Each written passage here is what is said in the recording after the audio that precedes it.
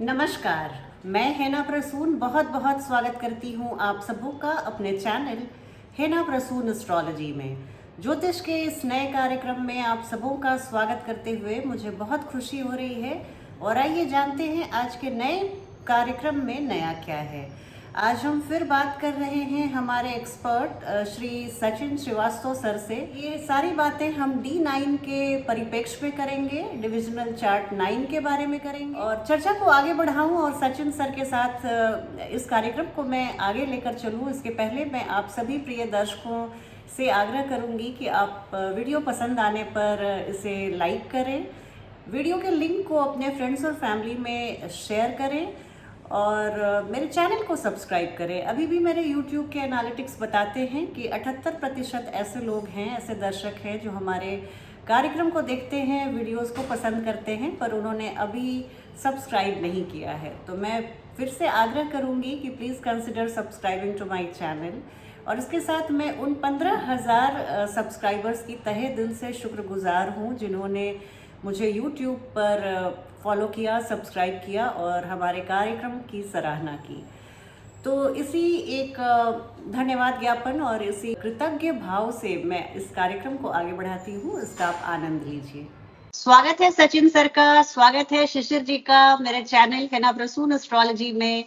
ज्योतिष के इस नए कार्यक्रम में फिर आपका स्वागत है। और आज हम नवांश की जो चर्चा कर रहे हैं, D9 की जो चर्चा कर रहे हैं, तो आज अंतिम 4 भावों पर चर्चा करेंगे। सर के साथ हम जानेंगे कि D9 चार्ट के नवम भाव, दशम भाव, एकादश भाव और द्वादश भाव क्या कहानी कहते हैं। सर बहुत स्वागत है आपका। आज आप क्या बताने वाले हैं? बहुत बहुत धन्यवाद दीना जी, एक बार फिर से। तो आज जो है आखिरी 4 भाव जी, नवम, दशम, एकादश और द्वादश भाव की व्याख्या मैरिज के पर्सपेक्टिव से D9 चार्ट में कैसे होती है वो हम लोग देखते हैं। तो कार्यक्रम को आगे बढ़ाते हुए नवम भाव सबसे पहले हमको पता है धर्म का भाव है। यही पढ़ा है हम लोगों ने भाई। 9th हाउस का कारक तत्व धर्म है। इसी को हम एक्सटेंड कर दें D9 में तो हम क्या कहेंगे? मैरिज का धर्म, विवाह निभाने का धर्म। तो यहां से हम धर्म देखेंगे कि मैरिज निभाने के लिए कितना धर्म जातक जो है वो अप्लाई कर रहा है, पालन कितना कर रहा है मैरिज के इंस्टीट्यूशन को धर्म अनुसार चलाने के लिए, कितना जो है उसको रिश्ते को पवित्र रख रहा है या क्या कर रहा है। उसके लिए जो है मैरिज का D9 का 9th हाउस जो है वो यहाँ पे दिखाता है। भाई बहुत सिंपल सी बात है, एकदम लॉजिकल एस्ट्रोलॉजी जिसे हम लोग बात करते हैं कि एस्ट्रोलॉजी इज लॉजिक। तो 9th हाउस में धर्म में अगर नेचुरल बेनिफिट्स आ जाएं तो वो धर्म का पालन मैरिज के इंस्टीट्यूशन में बहुत अच्छा रहेगा।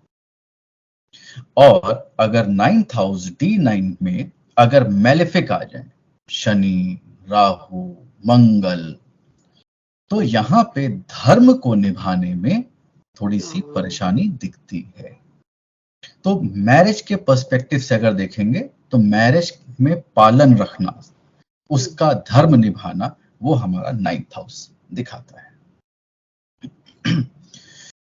10th हाउस दशम भाव।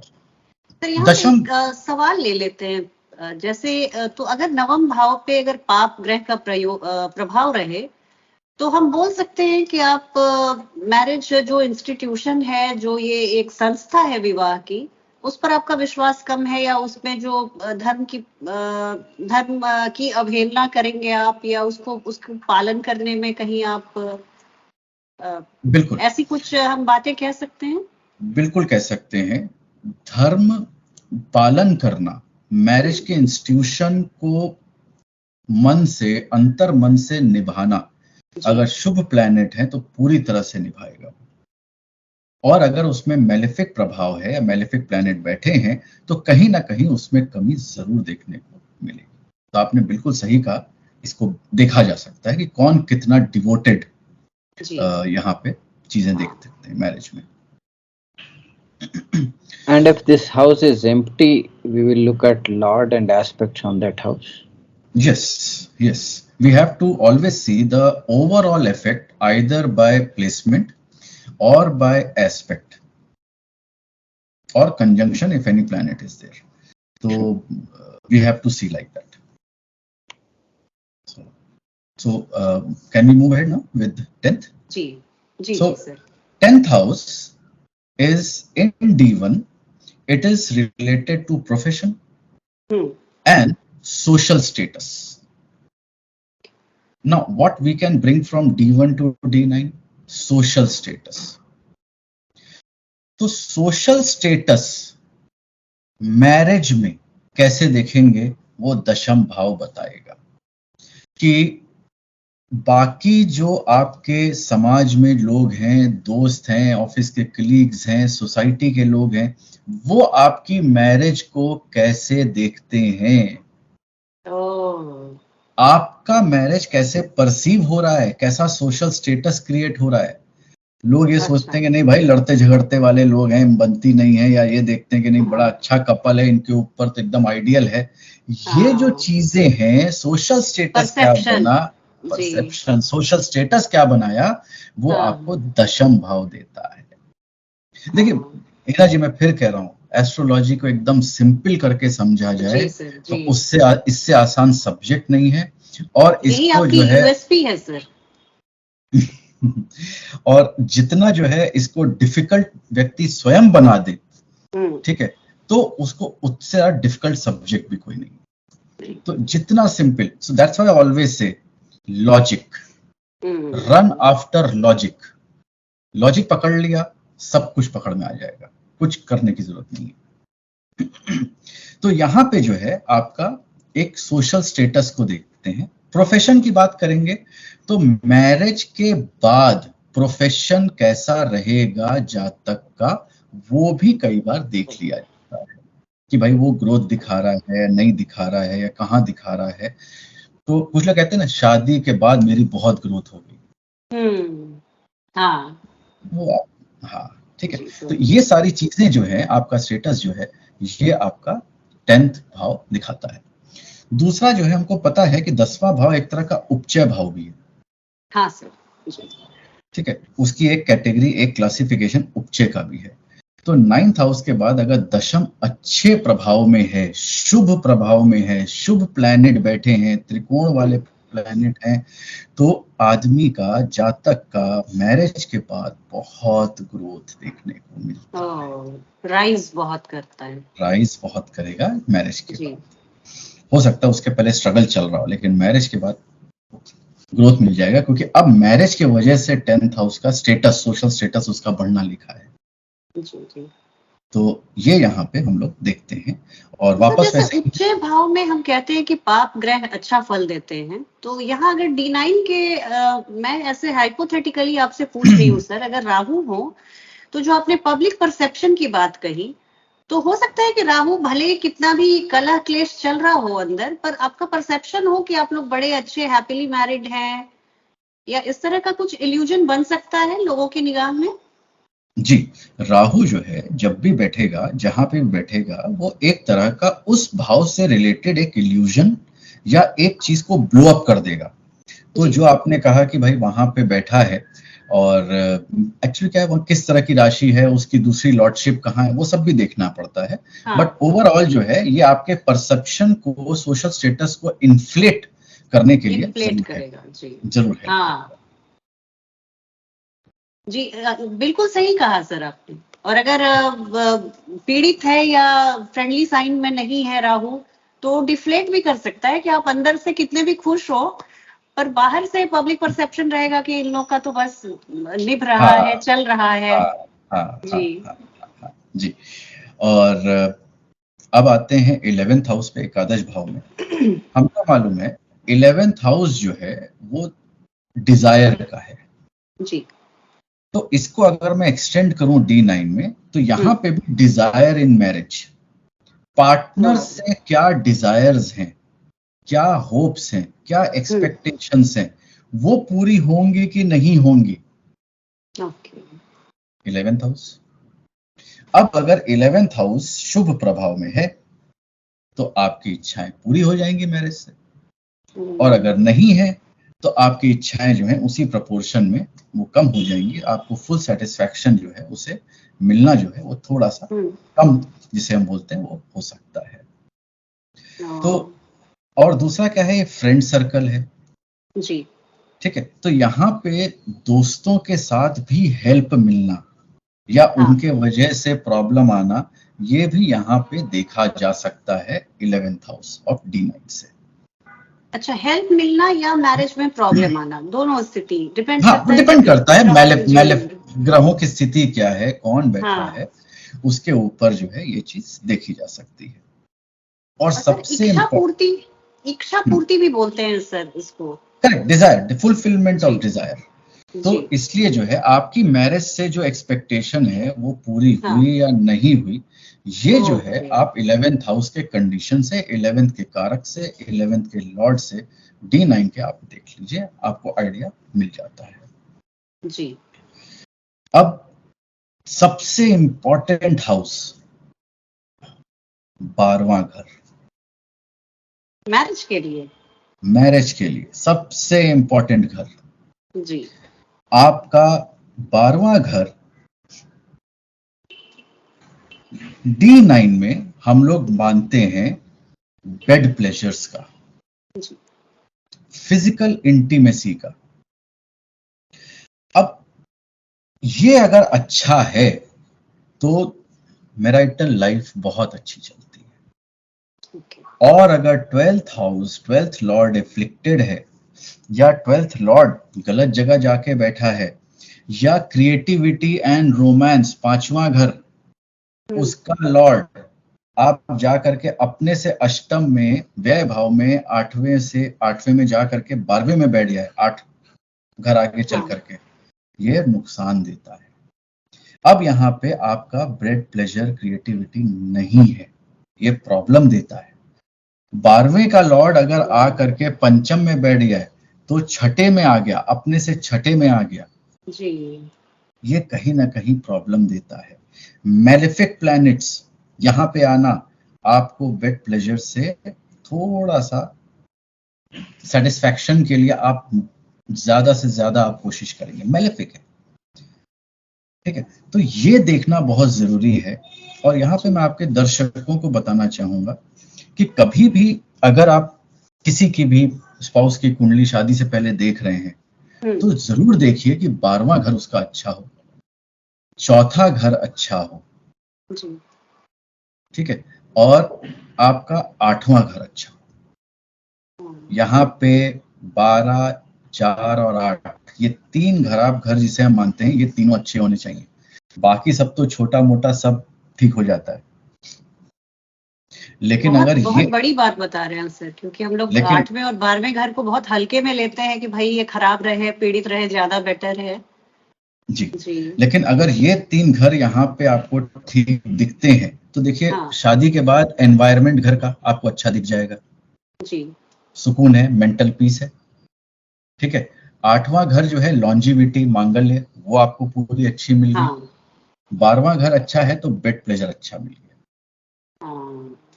तो कम से कम मैरिटल एंगल से अगर ये 3 घर अच्छे हैं तो बाकी सारे जो है संभाले जा सकते हैं। लेकिन इन 3 में से एक भी खराब हो गया तो व्यक्ति जो है अपने से कंट्रोल नहीं रख पाता है और फिर वो भटक जाता है मैरिज की सिचुएशन से। सर, एक प्रश्न आया था ऐसे कि D9 के सभी भावों में बैठे ग्रहों का आपस में परम्यूटेशन कॉम्बिनेशन बताइए। तो ये तो खैर एक बहुत सारे परम्यूटेशन कॉम्बिनेशंस बन सकते हैं, पर मोटे तौर पे जैसे इस तरह से अगर मैं परसीव करूं तो वो सही है या गलत है, वो आप बता दीजिए। जैसे 11th हाउस के लॉर्ड D9 के अगर 7th हाउस में बैठे हैं या D9 के सप्तमेश के साथ बैठे हैं, तो इसमें हम लोग बोल सकते हैं क्या कि आप अपने स्पाउस, जब आप शादी करने के लिए आपके फ्रेंड सर्कल से ही आपका स्पाउस हो सकता है या लाइफ पार्टनर हो सकता है, या 3rd हाउस के लॉर्ड अगर संबंध बना रहे हो D9 के सप्तमेश से, तो हम बोल सकते हैं कि आपके नेबरहुड में या कजिन्स के थ्रू आपकी शादी का प्रपोजल आ सकता है, या इस तरह से प्रेडिक्शन किया जा सकता है? ये प्रिडिक्शन D1 से करिए तो ज्यादा अच्छा आएगा, क्योंकि स्पाउस को हम D1 के 7th लॉर्ड से देखते हैं। D1 के 7th लॉर्ड से, ओके। तो वहां से अगर हम देखेंगे कि भाई आपका स्पाउस कहाँ से आ सकता है, तो D1 का 7th लॉर्ड कहाँ कनेक्शन बना रहा है, किसके साथ बना रहा है, किस घाव से, किस घर से बना रहा है, तो वहां पे आपको ज्यादा अच्छा रिजल्ट देखने को मिलेगा। ये बहुत अच्छी आपने सर क्लैरिटी ला दी, क्योंकि बहुत लोग D9 में ढूंढते हैं अपने स्पाउस का वो कॉम्बिनेशन। बिल्कुल सही कह रहे हैं आपने, जैसे बोला कि दो स्कूल ऑफ थॉट हैं। एक है जैसे कि D1 के 7th हाउस है, जिसे मैंने पिछले वीडियो में बताया। कुछ लोग जो है D9 के 7th हाउस के लॉर्ड से देखते हैं। मैं D1 के 7th लॉर्ड से मैं देखना ज्यादा पसंद करता हूँ, मुझे ज्यादा अच्छा आंसर लगता है। जी।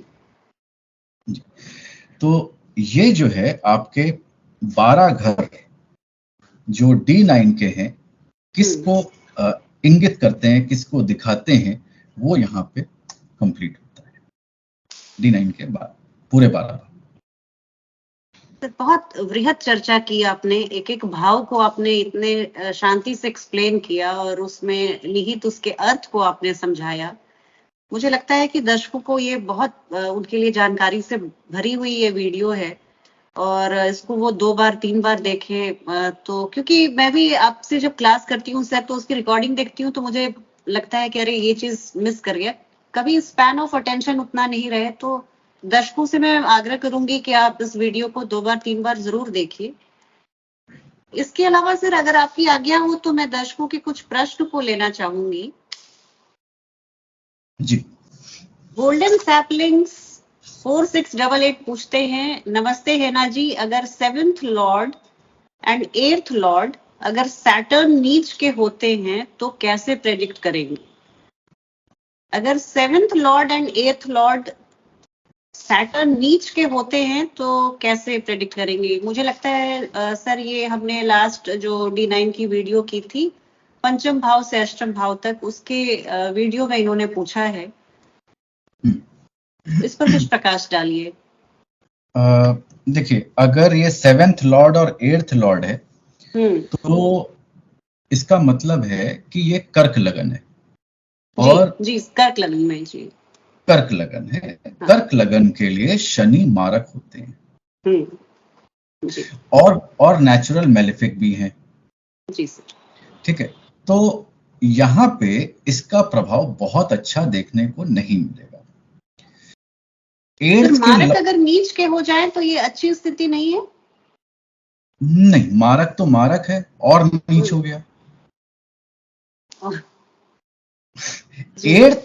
8th का लॉर्ड नीच हुआ, ये अच्छी बात है।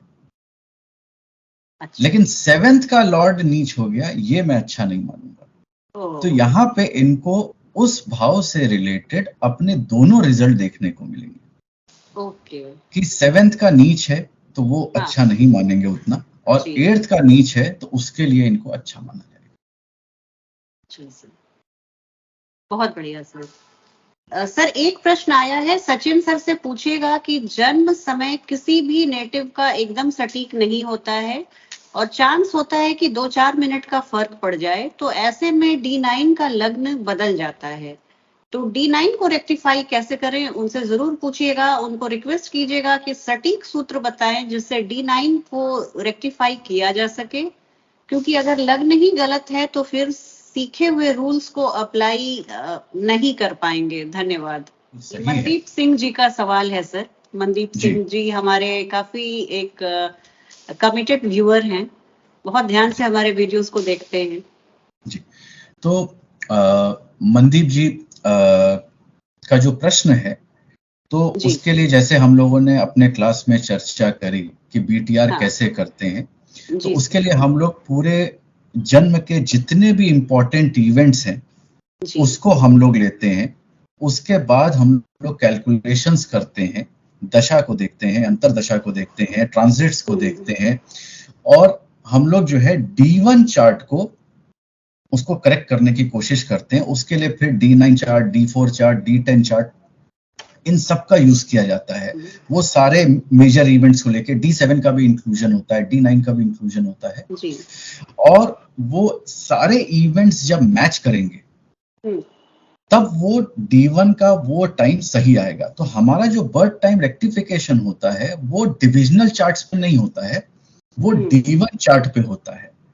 और उस D1 चार्ट के रेस्पेक्ट को जब हम ठीक करते हैं तो डिविजनल चार्ट्स अलग अलग चेंज होते हैं, ऑटोमेटिकली चेंज होते हैं। तो जब वो चेंज होते हैं और जब वो मैच कर जाते हैं कि D9 के इवेंट्स मैच किए कि नहीं किए, D7 के मैच किए कि नहीं किए, D10 के मैच हुए कि नहीं, D4 के मैच हुए कि नहीं, तो कम से कम ये 4 जो मेजर हैं, इन चारों में जब इवेंट्स मैच हो जाते हैं तो वो D1 का सबसे करेक्ट टाइम होता है। उसके बाद आपका सारे ऑटोमेटिक करेक्ट हो जाते हैं। तो ये बहुत एक लंबी प्रक्रिया है, बहुत लंबी, बहुत लेंदी काफी समय लगता है इसको करने में, समय। और ये इसका कोई रूल नहीं दे सकते हैं क्योंकि हर नेटिव की अलग कहानी, अलग जर्नी होती है, आपके लाइफ के इवेंट्स को लेके किया जाता है जी। तो इसको एक वीडियो में समझा पाना मुश्किल होगा सर। सर, ये अगला प्रश्न है रिया दलाल जी का। ये पूछती है कि क्या D9 में भी परिवर्तन योग देखा जाता है?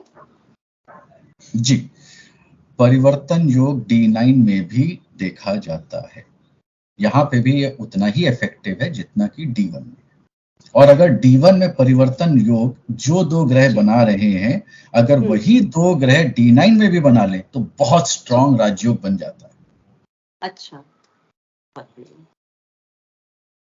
सर, ये नवरत्न जैन जी लिखते हैं कि प्रणाम, नवमांश के अष्टम भाव में यदि नेचुरल मैलेफिक प्लैनेट स्वराशि का हो तो क्या फलित करेंगे? कृपया मार्गदर्शन करें, धन्यवाद। इस पर हमने गहन चर्चा की थी पिछले एपिसोड में, अष्टम भाव जब आप बता रहे थे सर, फिर से एक बार बता दीजिए। ओके, तो जैसा कि इनका क्वेश्चन है कि ये नेचुरल मैलेफिक है और अपने ही भाव में है, तो नेचुरल मैलेफिक के आने से रिलेशनशिप इनको अपने ससुराल पक्ष से बना करके रखना चाहिए। पहला चीज ये इनको इंडिकेट करता है कि कहीं ना कहीं डिफरेंसेस आएंगे, लेकिन आप इसको संभालिए और इसको आप अच्छा करिए। लॉन्जिविटी की बात करें मैरिज के, तो हम क्या कहेंगे, स्वराशि का है तो अपने घर को नुकसान नहीं करेगा, तो वो जो है लॉन्जिविटी में इतना बुरा नहीं मानेंगे, लेकिन इन लॉस के साथ रिलेशनशिप में कहीं ना कहीं डिफिकल्टी देगा, जो इनको संभालना चाहिए। ओके सर, अगला प्रश्न बीरेंद्र सिंह जी का है। वो लिखते हैं कि 2 प्लैनेट बैठते हैं तो जिनकी डिग्रीज ज्यादा होती है उसका प्रभाव ज्यादा होता है, ऐसा ज्योतिष में बोला जाता है। वहीं 2 प्लैनेट्स की डिग्रीज नजदीक में है तो प्लैनेट्स के गृह युद्ध हो जाते हैं, और वहां भी ऐसा बोला जाता है कि जिस प्लैनेट की कम डिग्री है वो जीतता है। तो ये दोनों बातों में विरोधाभास क्यों है? ज्योतिष में तर्क संगत क्यों नहीं होती 2 बातें? तो इस पर आप प्रकाश डालिए सर। बहुत अच्छा प्रश्न है। तो अगर मैं इसको समझने की कोशिश करूं तो इन्होंने कहा कि अगर 2 प्लैनेट्स हैं और क्लोज नहीं है तो वो दोनों कंजंक्शन में माने गए जी। अब सर के मत अनुसार जो प्लैनेट हायर डिग्री का है वो ज्यादा पावरफुल माना गया, ऐसा मैंने नहीं पढ़ा।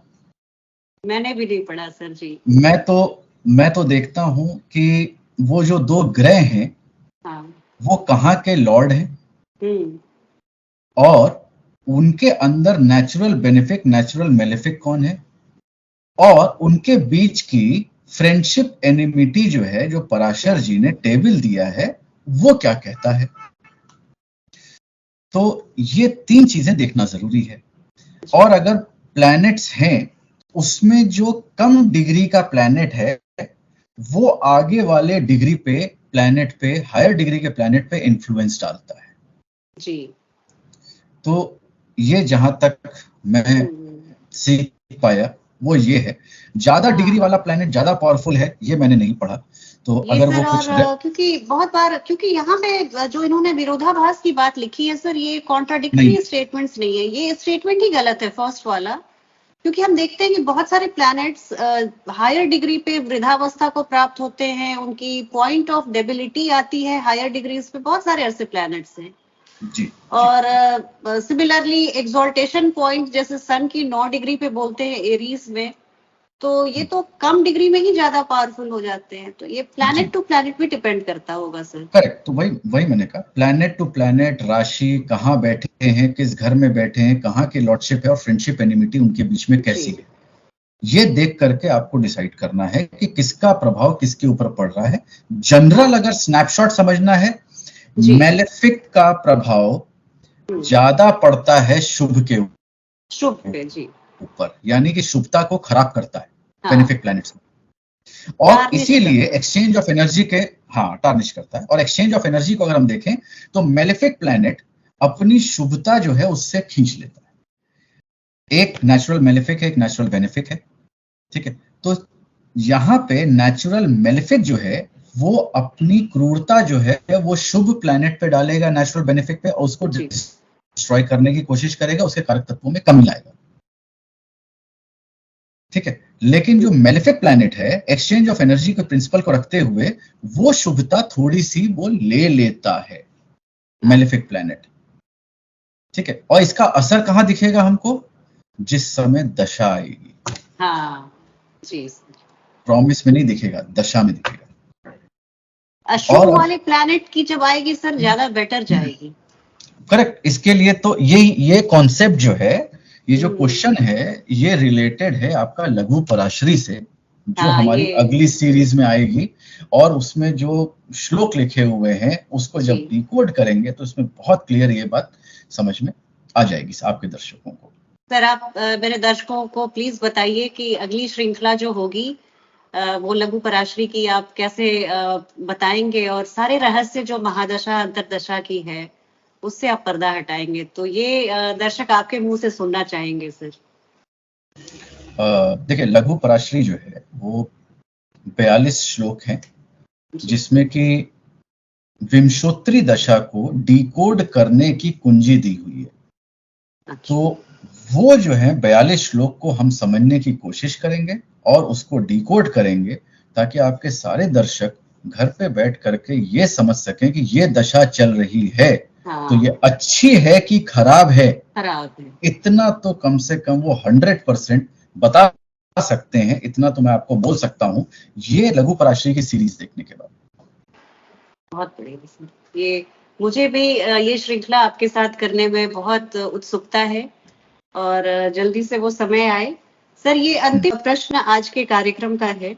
विजय कुमार शर्मा जी लिखते हैं कि जैसा कि हमें पता है कर्क लग्न में शनि योग कारक ग्रह नहीं है, पर वह तुला राशि में उच्च का होता है। अगर नौमांश में वर्गोत्तम होकर बैठा हो और वह 6, 8, 12 में ना हो, पर उसकी डिग्री 1 से कम हो, तो उसे कैसे फलित करना चाहिए?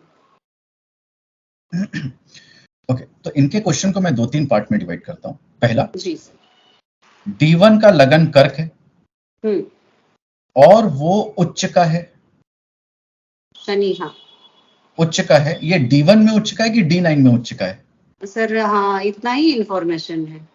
चलिए ठीक है, मैं कहता हूं कि D1 में उच्च का है जी तो मारक प्लैनेट उच्च हो जाएगा, तो इसको तो हम अच्छा नहीं मानेंगे। भैया तुम हमें मार रहे हो, ऊपर से तुमको सुपर पावर गन और मिल गई, तो ये तो अच्छा नहीं है। भाव में होंगे शनि इनके D1 में। D1 में मतलब जो प्रश्न इन्होंने पूछा उसके हिसाब से।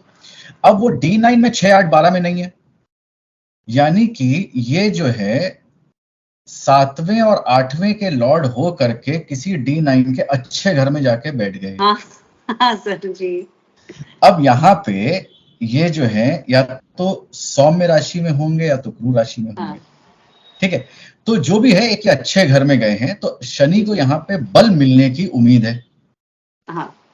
तो अगर मारक को बल दिया जाएगा तो अष्टम भाव और सप्तम भाव दोनों बली हो जाएंगे D1 में, वो अच्छा नहीं माना जाएगा। जितना इन्होंने लिमिटेड प्रश्न पूछा है उसके हिसाब से आंसर है। अब आता है 1 डिग्री का है, 1 डिग्री का, हाँ। अब इसको 1 डिग्री को समझने के लिए हमको जानना पड़ेगा कि लग्न की डिग्री क्या है।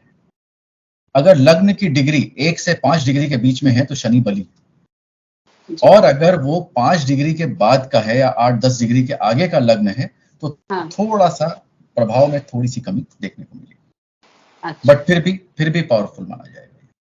अच्छा, और सर 0 से 1 डिग्री का हो, मतलब कुछ मिनट्स का हो, 0.27 मिनट्स या ऐसा, तो उसको कैसे करेंगे? देखिए क्योंकि जहां इन्होंने भी तक लिखा है 1 डिग्री से कम का हो, तो मतलब इसके ये समथिंग बिटवीन 0 to 1 डिग्री होंगे। करेक्ट, आपको प्लैनेट को क्लासिफाई करने के लिए जो है आपको जी। 2-3 मेथड्स हैं भाई, जैसा आपने बताया मृत अवस्था, वृद्ध अवस्था, बचपन, ऐसा करके जो जो इनके क्लासिफिकेशन है, मैं उस पे नहीं जाता हूँ, हम्म। ठीक है, वो बहुत बेसिक लेवल पे आप जाके देखेंगे तो वो ठीक है, लेकिन जहां तक मैंने अपने गुरुओं से सीखा, मैं उनको धन्यवाद करता हूँ, उन्होंने मेरे को सिखाया कि लग्न की डिग्री देखो, लग्न की डिग्री के अगर पास है हाँ। तो उसे आप पावरफुल मान लीजिए। तो यहाँ पे जो है मैं रिक्वेस्ट करूंगा कि आप लग्न की डिग्री देखिए कि लग्न की हाँ डिग्री से अगर ±5 डिग्री पे है या 8 डिग्री के अंदर है तो इसको पावरफुल समझिए, और जितनी दूर होता जाएगा उतना जी, जो है उसको वीकनेस के एरिया पे क्षीण आप लेते होता हैं। है। जी बस इतना, बस सिंपल लॉजिक, कोई सर, रट्टाफिकेशन नहीं कि 1 डिग्री है, 2 डिग्री है, 10 डिग्री, कुछ नहीं। जाते जाते एक टिप जी सर, आपके दर्शकों को। एस्ट्रोलॉजिकल टिप की बात, वही बारी। जी सर। तो जो ग्रह किसी हाँ। राशि में बैठता है, उसका जो राशि लॉर्ड है वो उसी के एलिमेंट को ग्रहण करके अपना रिजल्ट देता है। अच्छा, मैं फिर से रिपीट करता हूँ, प्लीज ठीक है, प्लीज सर, उदाहरण से भी बहुत बताइए। बिल्कुल बिल्कुल उदाहरण देता हूँ, लेकिन बहुत हम्म। छोटा सा पॉइंट है लेकिन बहुत इंपॉर्टेंट है। सपोज करिए, एग्जाम्पल देता हूँ फिर वापस लाइन को बोलता हूँ। सपोज करिए शुक्र राशि है, ठीक है, आपकी 2 नंबर की राशि है, वहां पे जा करके सूर्य बैठ गए, 2 नंबर की राशि में सूर्य बैठे हुए, और अब जो वीनस है जहां पे सूर्य बैठे हैं, सन के जो डिस्पोजिटर हैं वो वीनस है, जी। अब वीनस के अंदर सूर्य की भांति गर्मी, हीट, ओ। उसका ग्रहण कर लेते हैं, और जब वो रिजल्ट देते हैं, जब वो एस्पेक्ट डालते हैं, तो उसके अंदर इसका सम्मिलित होता है। बहुत बढ़िया सर, ये जो हमने फर्स्ट टिप जो आपने दिया था सर, कि कैसे पाप ग्रह की एनर्जी को वो अपने में सोक कर लेता है, सिमिलरली ये आपने एलिमेंट की एलिमेंट बात की, एलिमेंट्स एलिमेंट की की बात, बात की। जी। एलिमेंट में अब जो उनके जो नॉन टैंजिबल कारक तत्व हैं, हाँ हीट हो गया, सेपरेटिव नेचर हो गया, या इस हाँ। तरह की जो चीजें हैं वो जो है इनके अंदर आ जाएंगी। यहाँ पर D9 के भावों की चर्चा समाप्त होती है, पर अभी भी डिविजनल चार्ट पे चर्चा जारी रहेगी। अभी सर बताएंगे कि विष नवांश, पुष्कर नवांश और 64वां नवांश क्या होता है, और ये हमारे जीवन में किस तरह से प्रभाव लाता है, कैसे इम्पैक्ट करता है। ये तीनों नवांश बहुत इंपॉर्टेंट हैं, और इसकी चर्चा के बगैर हम नवांश की इस श्रृंखला को नहीं समाप्त कर सकते। बस मेरे चैनल पे बने रहिए, और श्री सचिन श्रीवास्तव सर से मैं आग्रह करूंगी कि ये जो तीनों बहुत मुख्य बिंदु हैं नवांश के, उस पर आप जरूर चर्चा कीजिए सर, और हमारे ज्ञान का वर्धन कीजिए। थैंक यू, धन्यवाद।